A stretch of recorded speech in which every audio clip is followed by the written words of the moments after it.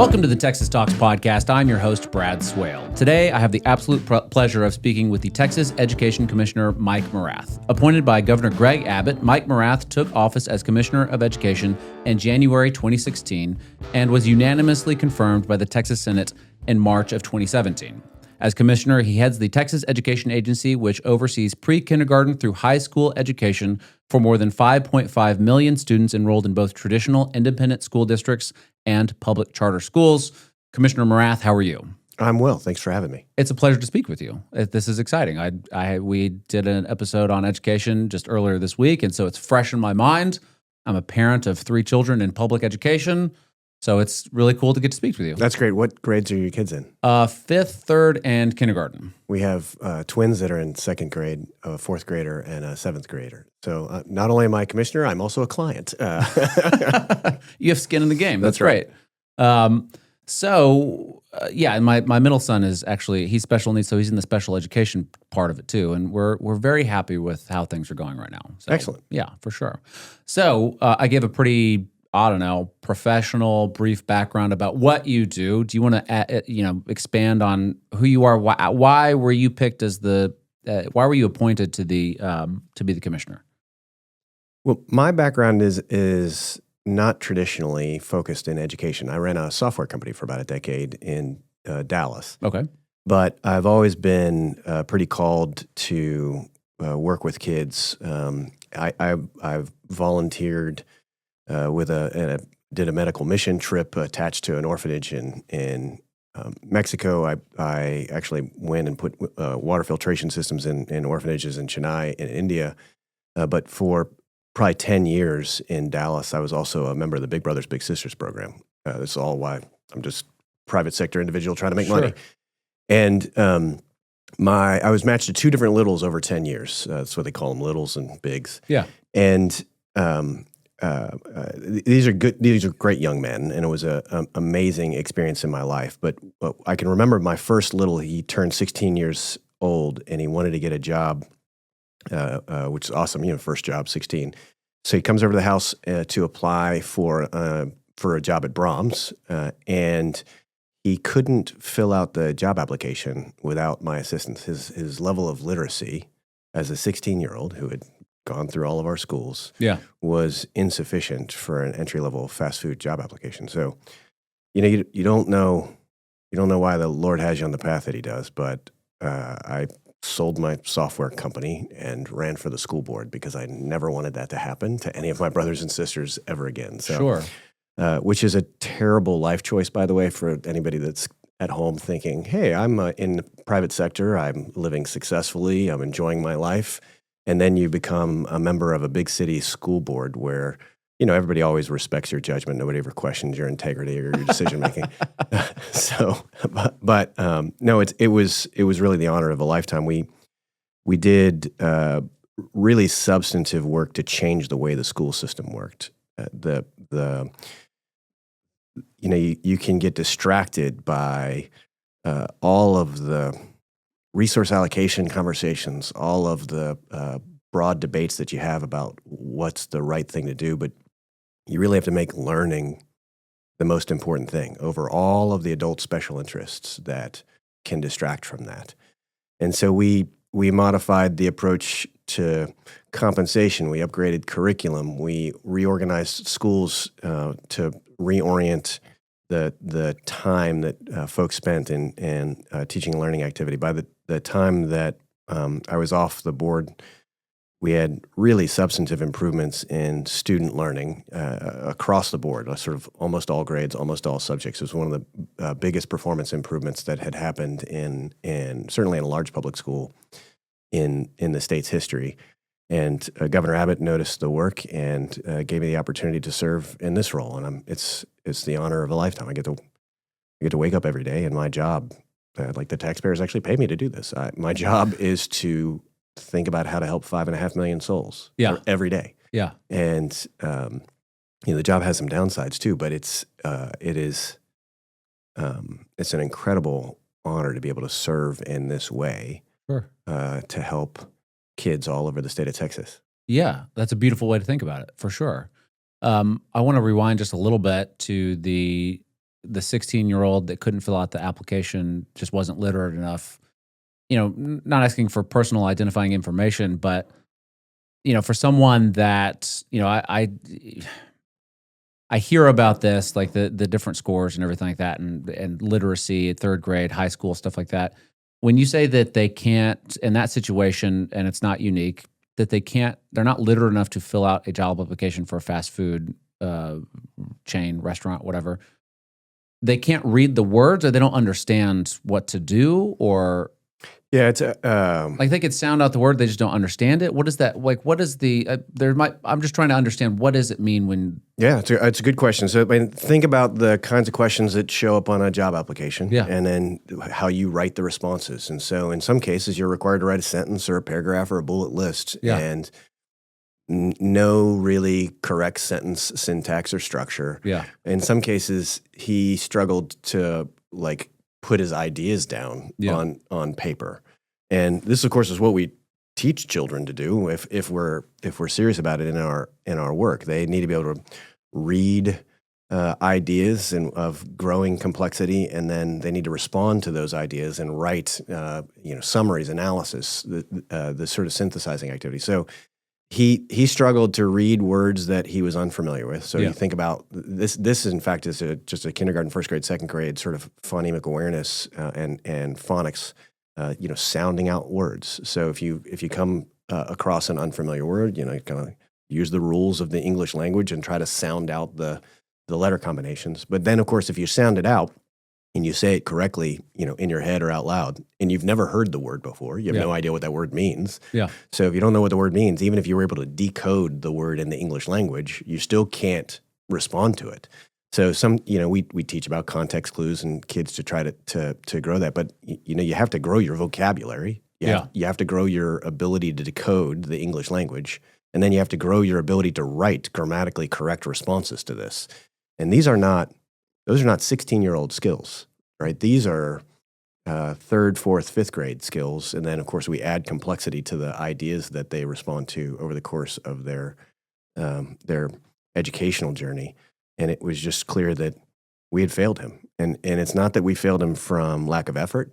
It happened. Schools are big institutions. Yeah. You have anywhere from hundreds to thousands of children walking through the doors every day.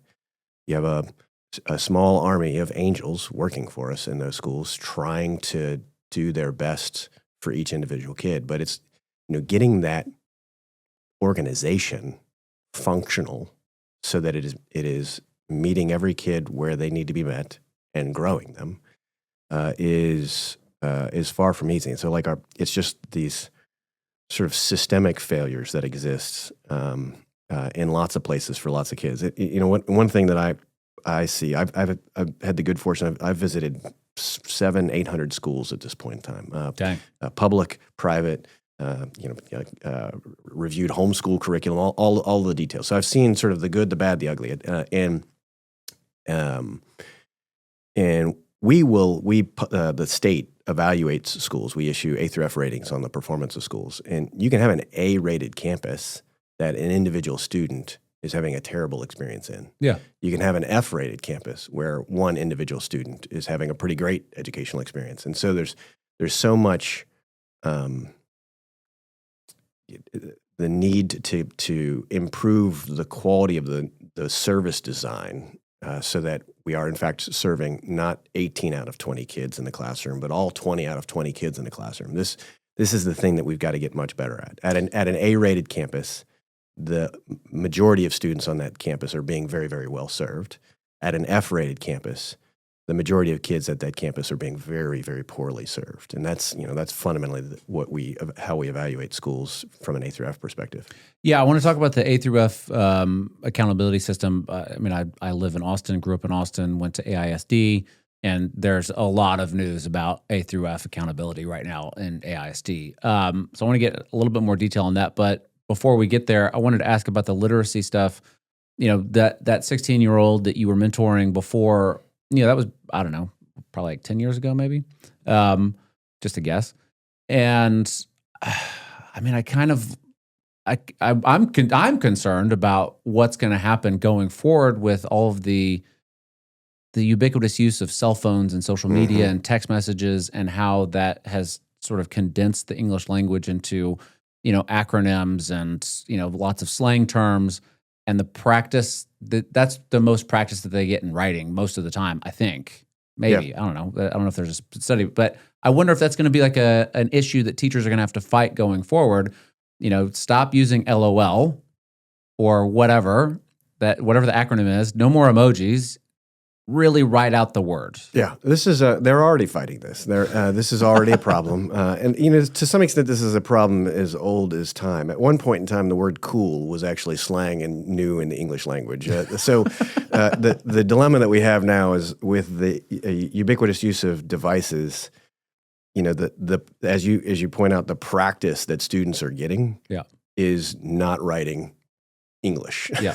It's writing, grunts. And so I'm really pleased the legislature essentially barred the use of cell phones and digital devices from the start of the school day to the end of the school day on a go-forward basis. And I've already heard from teachers really all over the state of Texas. This is it caused a lot of tension for about a week, but what it is leading to is a bit of a renaissance of the ability for students to actually focus on the key learning tasks, even stuff that you don't think about related to learning, just like lunchroom conversations. For those that are not in public schools a lot, they sort of stopped over the last 5 to 8 years as cell phone use has become ubiquitous because kids are just on their phones all lunch texting. And now the phones aren't there anymore, so they're actually having conversations with one another. So the cafeteria is a little bit louder. Very similar to, I'm sure, issues you struggle with family dinner. If your household is anything like mine, like everybody off the devices, we're going to talk to each other and be human and civil. So so these are some side benefits. So I'm optimistic about the change that is going to happen moving forward. But we have to deal with this problem that has manifested really across the country. Yeah, for sure. So, I mean, I think that segues pretty nicely into the accountability system because, there's that cell phones and things like that, certainly a distraction, keeping kids distracted from what they're supposed to be doing at school, learning. And, I could see that as being one factor in why a school may be struggling. It's not the only factor, to be sure. But it's a step in the right direction, I think. So the A through F accountability system, how is that decided? What exactly is it? Yeah. So we look at a bunch of different factors in terms of how well the school is supporting the students to learn. So if you in a sort of an abstract sense, you can think, are the kids at the end of the year, are they meeting grade level? Do they what do they know? What can they do? Regardless of where they started, very sort of Darwinian. Yeah. But then we also look at, because you have a lot of kids that will walk into school and they're in fourth grade and they're only performing at a second grade level. They're way behind where they started. Yeah. So getting that kid to be on grade level at the end of fourth grade is quite difficult because you have to grow them 2 years in 1 year's time. We know that. We have ways to then evaluate how much the kid grew year over year. So we evaluate campuses based upon their achievement. This is just what can the kids do? What do they know? Reading, writing, math, science, social studies, career readiness, college readiness, graduation rates. Are they reaching these levels of performance? That's determined by the STAR test. Mix of things. So STAR is one of them, but we look at in high school, we'll look at if the goal was to get the kid to learn how to weld, did they earn a welding licensure by the end of the year? That sort of thing. So interesting. That is part of the A through F system. So in one sense, we look at just did they reach the level of achievement we expect? But then the second one is how much did they grow? And if they didn't reach the level of achievement we wanted them to reach at the end of the year, if they grew a lot from where they started, we discern that. And so we give you basically your overall campus rating is the better of those two. If you have really high levels of growth but low levels of achievement, you can still get an A. You have high levels of achievement, moderate levels of growth, you can still get an A. Yeah. And so it's a very fair appraisal of how well the school has supported the students to learn. And that's how A through F works. And I mean, just paying attention to what happens in Austin, There's I forget the name of the middle school off the top of my head, but there's one middle school that really hit the news over the past year or so because I think they've received 4 F ratings in a row. Yeah, there's actually 3 middle schools in Austin that have received 4 F ratings in a row. One of them has gotten a lot of media attention, but there's 3. There's another, I think, 11 campuses in Austin that have been an F 3 years in a row, and then there's another 12 campuses that have been F 2 years in a row. And I want to put this in perspective. In order to be an F, less than 35% of your kids must be on grade level, and less than 55% of your kids need to be growing. So if you have 36% of your kids on grade level, you're not an F, you're a D. Yeah. Or if 56% of your kids grew a year in a year's time, you're not an F, you're a D. So these are not high standards. Yeah. And so when you're an F 3 or 4 years in a row, the degree of academic neglect that has occurred by us, the adults that are supposed to be delivering instruction, is pretty profound. And this is, again, the why state policy is set up like it is. We have schools to deliver on the American dream. I mean, we live in a country where we are blessed that you think about the ideals of this country, what it was founded on. All men are created equal, that we're endowed with certain rights, the right to pursue happiness being chief among them. Education is largely the institution that is meant to deliver on that promise, that no matter who you are, no matter what you look like, no matter where you come from, you come to our schools, we do right by you, and then you are equipped to pursue the American dream. Now, nobody's entitled to the American dream. You got to work at it. Yeah. But schooling is what is supposed to equip kids for the journey. This is the reason why we have them. But we have schools that are not doing that, that we are abdicating our moral responsibility for our children. And, we don't live in a utopia. There will be one year where things, go for awry. whatever reason, yeah. But if you're talking 4 or 5 years in a row, this is like the people who are responsible, they have failed to remedy the situation. Kids only get one shot at first grade. Yeah. And so we either do right by them or we, give up on one of the most important institutions in America and equipping kids for the future. So state law is set up so that if a campus, we have 1,200 school systems. They're all locally governed.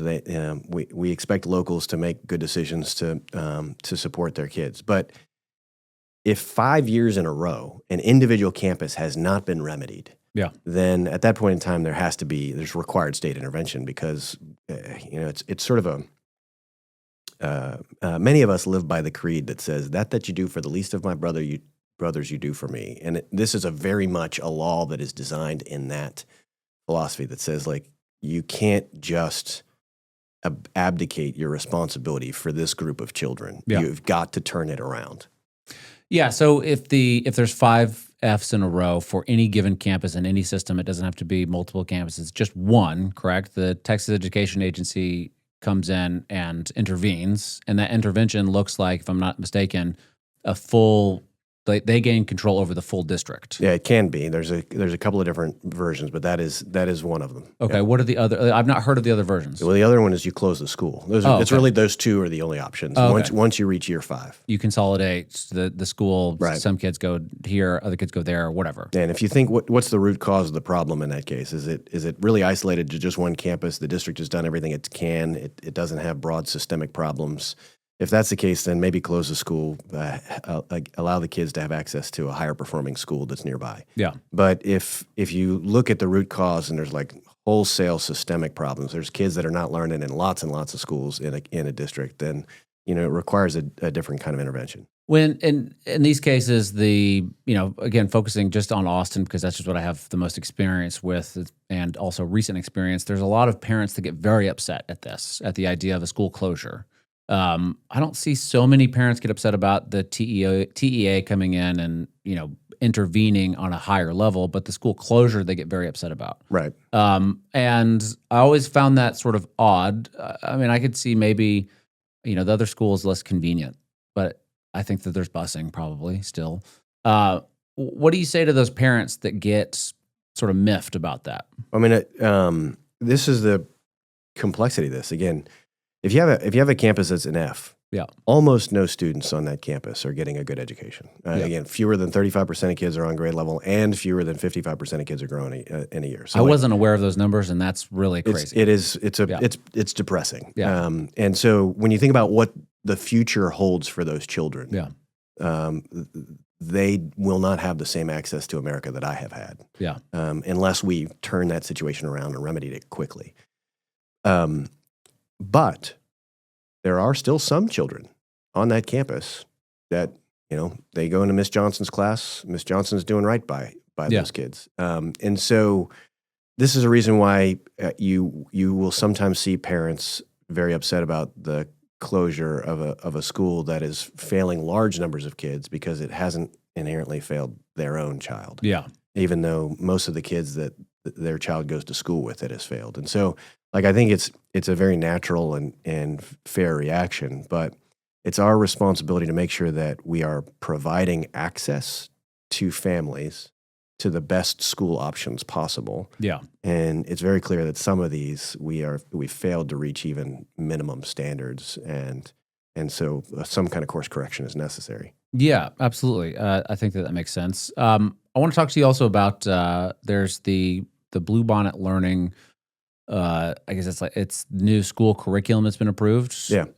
Has that been implemented yet? Yeah. So it's a great question. Also gets back to your conversation about literacy. So, sure. Yeah. So Bluebonnet learning is available. It was approved by the state board in November. It had been piloted for several years. And so November of the most recent school year. So that 2024. was only 9 months ago. Yeah. So we have schools that are using the full-blown Bluebonnet version as of about a month ago, because this school year is when everybody would start in the full Bluebonnet release. But prior to this, we had schools all over the state of Texas piloting an early version of Bluebonnet. So we have a lot of experience with that material in schools. And just to be clear, for those that don't know, Bluebonnet is a new school curriculum that was approved, and any school can use it. It's not required, correct? That's right. It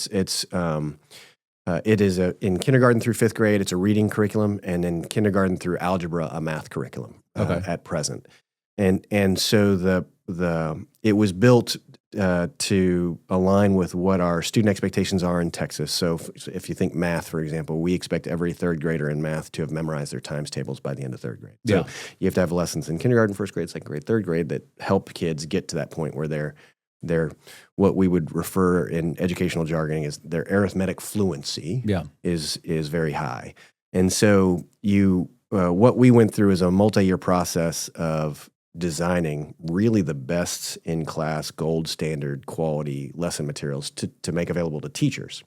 And there's a lot of cognitive science principles that have to go into this in terms of how learning occurs, what's the most effective way for learning to occur. It's one thing to know math yourself. It's another thing to, how do I sort of dribble the little bits of math into the brains of my kids in the right order and give them a sufficient practice opportunity? So it's really designed based upon the best cognitive science evidence out there. The pilot materials that we had been using for years have already been proven to get pretty significant results when they're implemented with fidelity in school systems. So we saw school systems, they had a curriculum, they would adopt Bluebonnet, and then within a year, you're starting to see significant jumps in mathematics performance of students, significant jumps in literacy among students. And so, by third grade, they're supposed to memorize their math, their multiplication table. I don't think I've memorized mine. Well, yeah, there's still hope for you, but yeah. I can always start memorizing today. I just do it in my head, I guess. But so it's been implemented, and now the pilot programs are over, and the results speak for themselves. Yeah, the results are again sometimes you can just buy curriculum, put it on a shelf, and nobody uses it. Sure. Obviously, you don't expect results there. The curriculum doesn't teach itself. We have to support teachers that use it. But districts that have implemented it in ways that they're supportive of their teachers, they provide adequate training on it. They ensure that it's being taught effectively. You see significant improvements in the mathematical reasoning skills, the mathematical fluency. You see significant improvements in literacy, the ability to write a sentence correctly. Like the reading language arts curriculum, it includes lots of handwriting exercises in print and in cursive in kindergarten through fifth grade. It includes lots of practice on phonics, sounding out your letters. But it also includes kids wrestling with text. So you listen to stories like kindergarten, then you're reading stories, then the stories get more and more complex. So kids in 5th grade in Bluebonnet learning schools, they will read A Midsummer Night's Dream, not like crib notes, not some sort of adapted version. They will read Shakespearean text.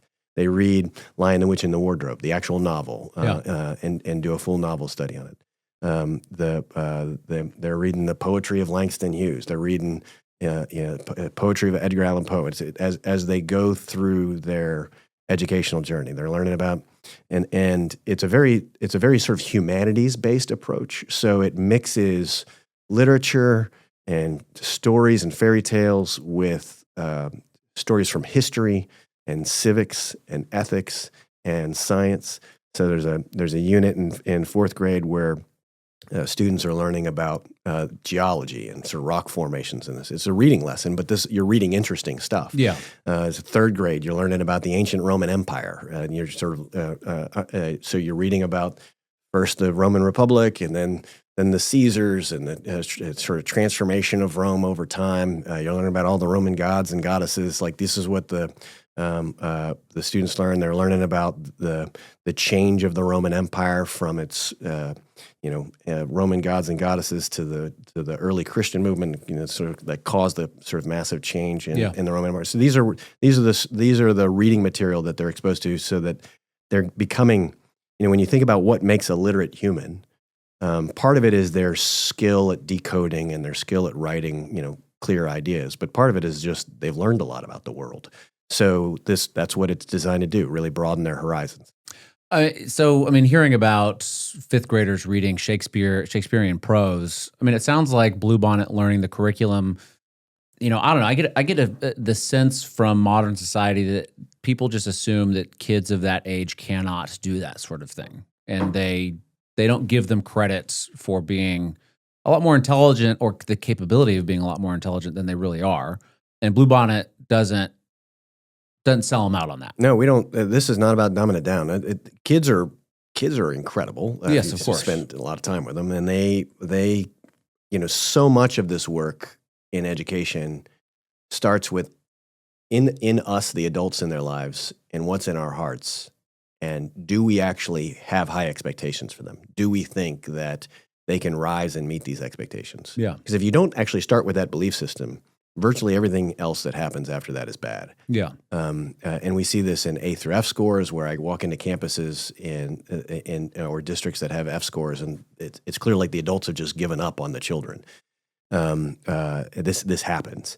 When Bluebonnet was being debated in front of the state board, you had a bunch of people testifying that, like, kids can't do this. This is grade inappropriate, age inappropriate. You often hear that, and and it's just, we know that that's false. Like, we've been piloting the material for years. We piloted not in rich parts of town, not in poor parts of town, but like everywhere, and everywhere that it is used, when the teacher provides support and delivers instruction well, like, the kids are remarkable. What happens? They rise to this. Is it just one last question on this? Is the Bluebonnet learning, is it a district? Like, does a district adopt it? Does schools adopt it? Do classrooms adopt it, or any of the above? Any of the above. So the state sets, specifically the State Board of Education, set curriculum standards for what students should learn by the end of every school year. This is the idea of, like, memorizing your times tables by the end of 3rd grade. So there's a series of these state standards, and so everyone has to teach that, and that's actually what the STAR tests kids on. Yeah. The state also vets curricular resources, instructional material, textbooks, these kinds of things, and then puts them on a list. It says this has been vetted by the state of Texas. But the decision of what lesson to make available, the specific instructional materials to use, is a local school system decision. So you got 1,200 school systems in Texas, and ultimately the sort of final decision rests with that school board. And inside the school district, they can make different decisions. So the school district can say, we want, for example, Bluebonnet to be used, and we want it to be used in every classroom in the school. Yeah. Or they could say, you know what, we're going to approve like 6 different options, and teachers, you pick. And and I've seen every spectrum in between in terms of what's chosen. Yeah. Okay. So it's a teacher at one classroom could be doing it, and the teacher next door may not be using it. It varies from school district to school district. What I will say is that the school districts that are much more likely to have low performance are school districts that also have much looser quality control processes on instructional materials. So if That you makes sense. Yeah, I mean, like if you're at like any enterprise in which humans are employed, like are you managing around a goal, or are you letting anybody do whatever they want? So in a school district like Austin, for example, you see a high degree of variability in terms of what one lesson shows up in another classroom in another school, and that generally doesn't work. Yeah. It also doesn't give kids common knowledge in the same way that we would generally want kids to have common knowledge in our pluralistic republic. Yeah, for sure. There's, I don't know if this is new. You will know, of course, but the teacher incentive allotments, what is that and when did it start? Yeah, this is a very exciting thing that's specific to Texas. I haven't seen other states do this. So a little bit of background. If you look at the way teachers get paid in the overwhelming majority of public schools in the United States, they get paid based upon functionally how old they are. It's a credible years of service, sort of very kind of union-esque salary schedule. You're in your first year, this is what you get paid. In your second year, this is what you get paid. You're in third year, this is what you get paid. Yeah. Performance has nothing to do with anything. Yeah.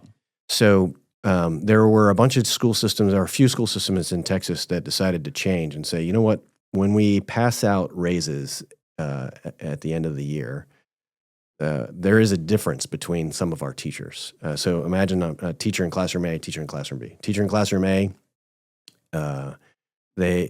she or he stays until 7 o'clock every night, constantly reflecting on the lessons that were delivered that day, calling parents, being very thoughtful in terms of how they're going to plan the next week. On Sunday nights, they're spending some time working in preparation. That's classroom A. Yeah. Teacher in classroom B, 3 o'clock bell rings, walks down the hall, gets in their car, leaves, go home. Yeah. This is a real thing. We have this because we employ people, and people behave differently. Yeah. In virtually every school system in the country, both of those teachers get the same raise at the end of the year. And the unfortunate thing is, like, one of those teachers is fine with that, and the other one is not, and it's not the right ones. What we want is that teacher in classroom A to get bigger raises and stick around, and that teacher in classroom B to have an incentive to change their behavior or maybe consider a different profession. So this is so what the teacher incentive allotment does is it's funding provided by the state that if you can tell the difference, you got to go through a thoughtful process of evaluating the performance so you can tell the difference between classroom A and classroom B. Tell the difference between teacher A and teacher B. Then the state will give you somewhere between $3,000 and $36,000 per year per teacher of extra funding to put them on a glide path so that you can give them raises to reach $100,000 salaries. Yeah, that's what it is. And so this has been growing statewide. The data on it is pretty spectacular. Teachers that get designated, of course, they have higher gains in terms of student learning. That's one of the things that has to happen. Yeah. But they stay longer. So that the retention benefit has been well documented. It's like an 8 percentage point jump in teacher retention as a result of going to this more sort of merit-based approach to giving raises. Yeah. And so at this point in time, we have almost 800 school systems in Texas that have begun their journey to this kind of approach to compensation. To your core question, this was initially adopted by the legislature in 2019. So the first school year that it could have been done would have been the 1920 school year. Yeah. It was just expanded, basically doubled in size this most recent legislative session, and it works. It has a remarkably positive effect on teacher retention, and it supports teachers' professional growth to just reward them. And one thing, a lot of people think about this kind of thing like a pay for performance model. Yeah. And what I try to disabuse people of is you don't really have a situation where teachers are sitting around and they're like, you know what, if they paid me $10,000 more, I'd work harder. This is not like really a thing. Okay. Teachers sign up, they love kids, they want to work hard, and they do. Our average teacher probably works about 60 hours a week. It's a very intense job. So this money is not designed to like inherently make someone better. Yeah. What the money is designed is to make sure that our great teachers stay teachers longer. Yeah. That we want them to stay in the profession, stay in the classroom. And under the old way of doing business, the only way you're ever going to get a pay raise is to leave the classroom. And so now people can stay in the classroom, and we are seeing a very significant jump in the number of teachers that are making over $100,000 a year in Texas. Is it a bonus that they get, or is it their actual salary? So it depends on the district. Okay. There are some districts that implement it as part of their core salary schedule. So they Yeah. throw out the old seniority-based pay system and replace it so that raises each year are merit-based. And Yeah. so then it's part of your salary. Okay. In other districts, they still keep the basic seniority-based pay scale, and then they tap it on as a bonus or an extra pay level based upon your performance. Yeah. So there's the Texas state legislature has approved that you said that they doubled the amount of funding. So there's a limited amount of funding. So there's, I assume, a limited number of teachers can get it. So unless there's so much funding. No, it's very interesting the way this is structured. This is built into what we call in statute the Foundation School Program. It is not a grant. It is not funding limited. It is an entitlement for public education. So just like when a new student shows up to a school district, that school district automatically gets money from the legislature. It's public school is structured as an entitlement program. So if you employ a teacher that is now a master designated teacher, you get that money. There's no limit. Yeah. So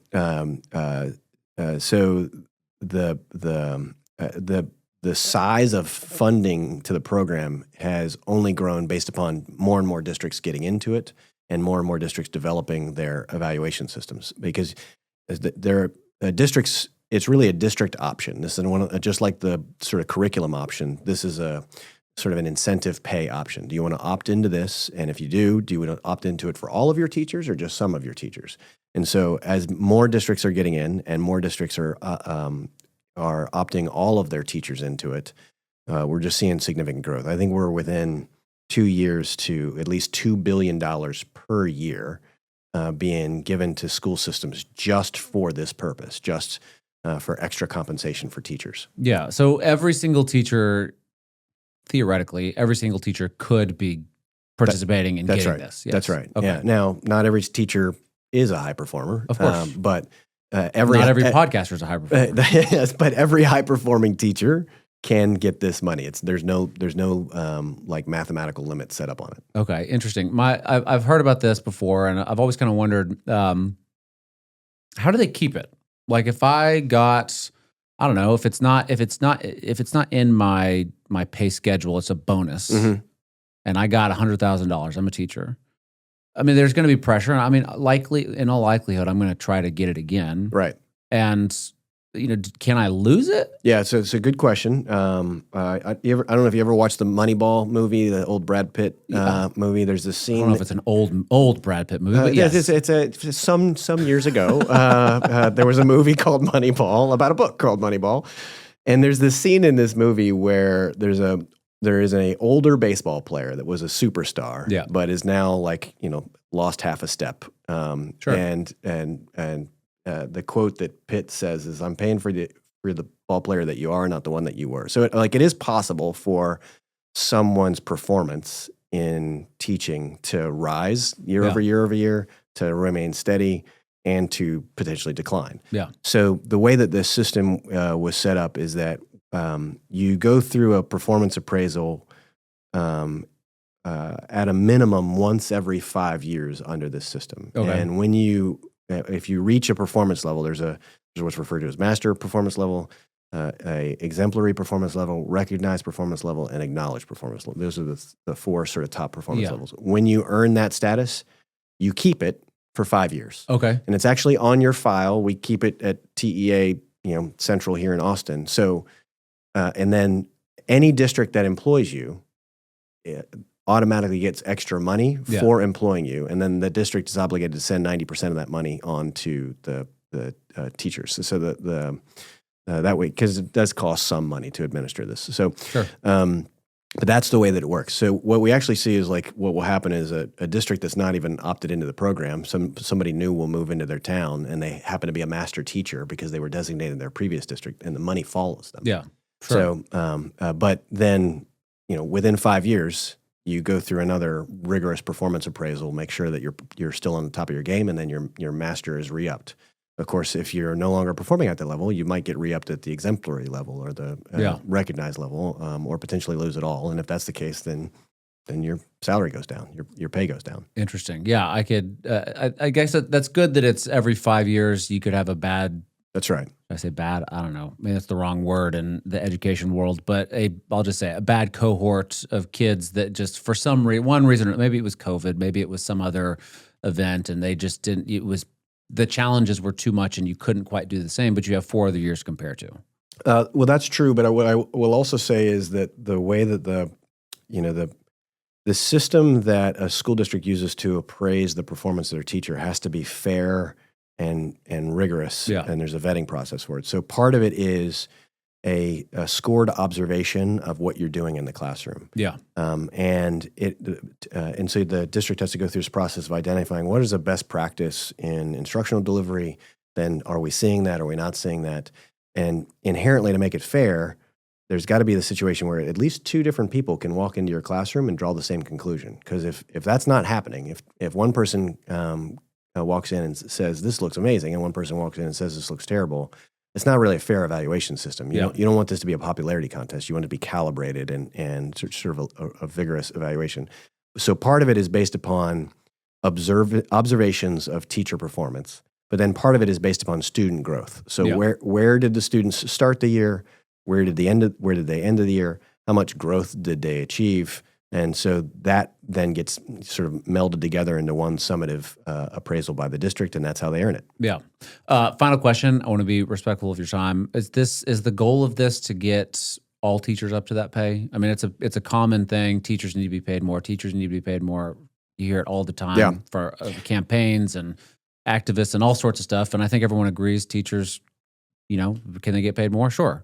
And this does that. Is the goal to get them all to that level? Yeah, I mean, we want every kid in Texas to have access to the highest caliber talent in their classroom all year long. And so the goal is to ensure that we have the highest percentage of very high performing teachers available to our students statewide. But it's also, I think this system is based upon recognition of reality. Not everyone performs at the same level. Sure. So they shouldn't all be paid at the same level. They're not all having the same impact on kids. I think as a dad, forget Commissioner of Education, like I can tell you, I've had a bunch of different teachers for my kids. Some of them are better than others. Yeah. And so the goal is to constantly orient the system towards the focus of the mission. And the mission is serving students. So everyone who serves students well, we want to be very well compensated. People who are not currently serving students well, we want to have them have supports and incentives to serve students better. Yeah. And so, I hope to see a huge percentage of our teachers making 6 figures within the next 5 to 10 years as a result of this. But starting teacher pay in Texas is about $60,000 a year, which is not bad for a 22-year-old professional. Yeah. I'd like to see that go up too, but there is a difference between raising average pay and raising the pay based upon performance. Yeah. And we need to do both. But we for sure need to make sure that as people demonstrate that they're getting great results for kids, that we give them every amount of financial resource we can so they never leave. Yeah. That's what we want to be true. Absolutely. Well, Texas Education Commissioner Mike Morath, I really appreciate you taking the time. Is there a website or social media that you wanted to plug? I don't think so. I mean, we have a website. It's a normal government website. Yeah. Okay. I will say for families, the far more useful website is there's a website called texasschools.gov. Okay. And that you can go and you can plug in your home address and map like a 5-mile radius around your house, and you can see how all the schools are performing. You can see what kind of academic programs they have. You can plug in your kid's own school and see exactly how it performs. There's really all of the information you would want to know as a parent about how well the school is performing. Yeah. Is on that website. It's very easy to use. TexasSchools.gov? TexasSchools.gov. Well, we'll put the link for that and social media and the TEA website all in the description below. Commissioner Mike Morath, thank you so much. Great. Thank you.